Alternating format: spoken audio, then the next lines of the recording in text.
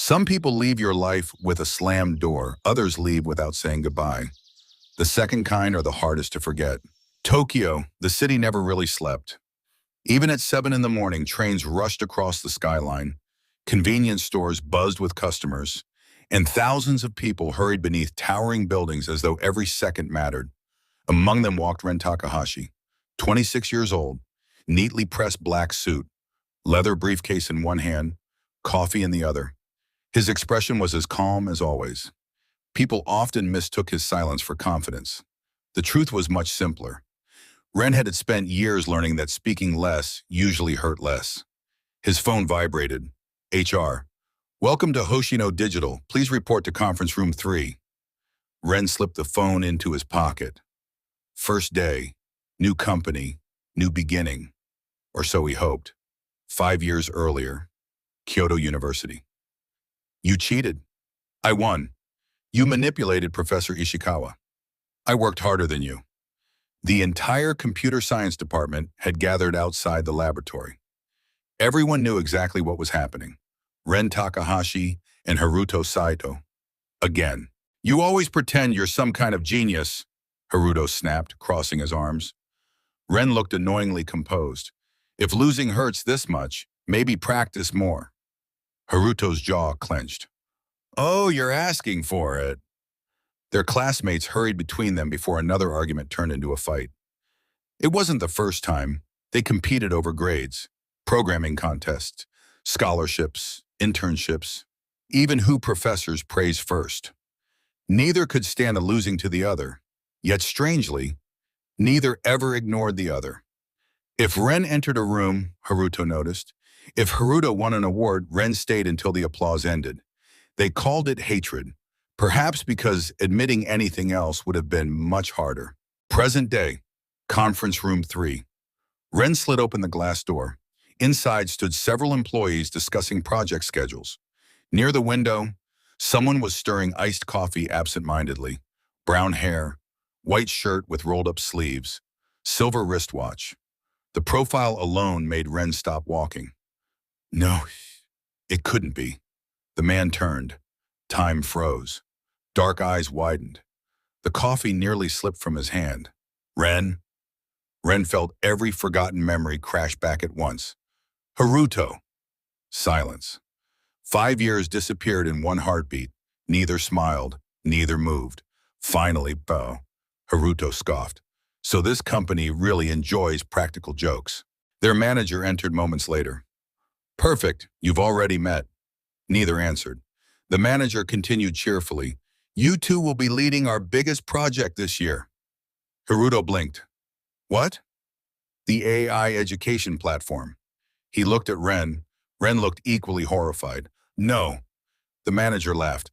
I appreciate your enthusiasm. We're serious. So am I. He handed them identical folders. 6 months. Then he left. Haruto stared at the folder, then at Ren.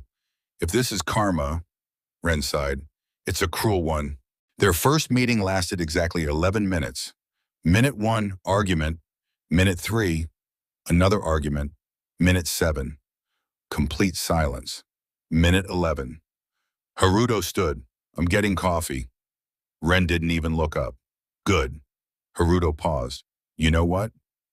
What? I forgot how irritating your face is. Ren finally looked up. I didn't. Within a week, the entire office knew. The rivals had returned. Whenever one suggested blue, the other wanted green. When Ren proposed efficiency, Haruto demanded creativity. Meetings became battlefields.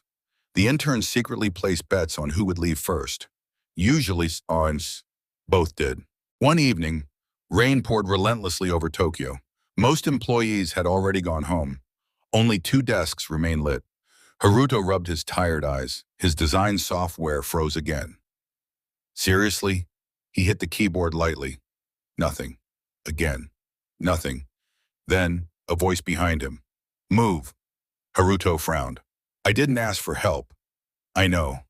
Ren gently moved the chair aside. His fingers danced across the keyboard. Within 30 seconds, everything worked. Haruto blinked. How? Memory leak. That's it? Ren nodded once. Haruto looked strangely disappointed. I spent 40 minutes trying to fix that. You should have asked. I'd rather lose. Ren almost smiled. I noticed. Haruto caught it. Did you just smile? No. You absolutely did. I didn't. You liar. For a split second, both laughed. The sound surprised them more than anyone. It disappeared almost immediately. But it had happened. Days became weeks. The arguments became lighter. Not fewer, just different. You forgot to eat. I was busy. Haruto placed a convenience store sandwich on Ren's desk. I'm not watching you collapse during office hours. I'm touched. Don't be. Ren quietly accepted it. The next morning, a hot canned coffee appeared on Haruto's desk. No note, no explanation. Haruto looked toward Ren. Ren was already working. Idiot. He smiled anyway. One Friday evening, the office hosted a welcome dinner. Everyone drank, everyone laughed, except Ren, as usual. Haruto sat beside him. You still hate parties? They're noisy. You've gotten older. So have you. Haruto chuckled. I've become handsome. Ren looked at him for a second. You always thought so. Haruto almost choked on his drink. Was that a compliment? Ren calmly sipped his tea. I stated a fact. You've definitely changed. I don't think so. No. Haruto smiled softly. I think you do. Hours later, they left together. Tokyo glittered beneath fresh rain. Neon reflected across wet streets. Without thinking, they walked toward the same train station. Like university days. Neither noticed at first. Only when they reached the platform did Haruto quietly laugh. We're still taking the same train. Ren looked up. Seems like it. The train arrived almost empty. They sat opposite each other. Outside, rain painted silver lines across the windows. Neither spoke. The silence wasn't uncomfortable anymore. It felt familiar. Haruto suddenly asked, Do you still play piano? Ren looked surprised. I sold it. Why?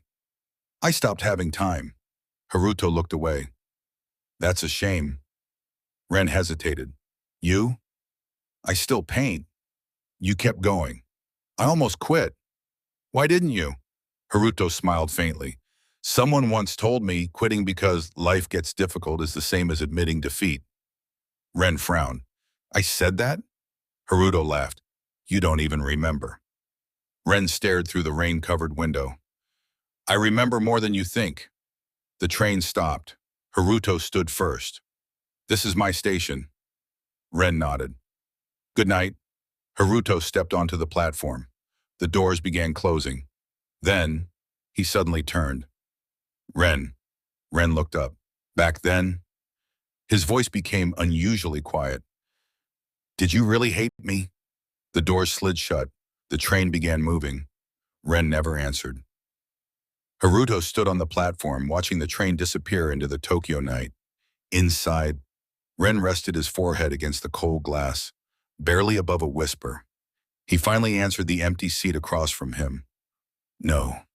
That same night, unable to sleep, Ren unlocked an old wooden box hidden deep inside his apartment closet. Inside lay university memories, student ID competition medals, a faded notebook, and beneath everything else, a photograph, the graduating class. Everyone smiled, except two people standing at opposite ends. Ren's thumb brushed across one face.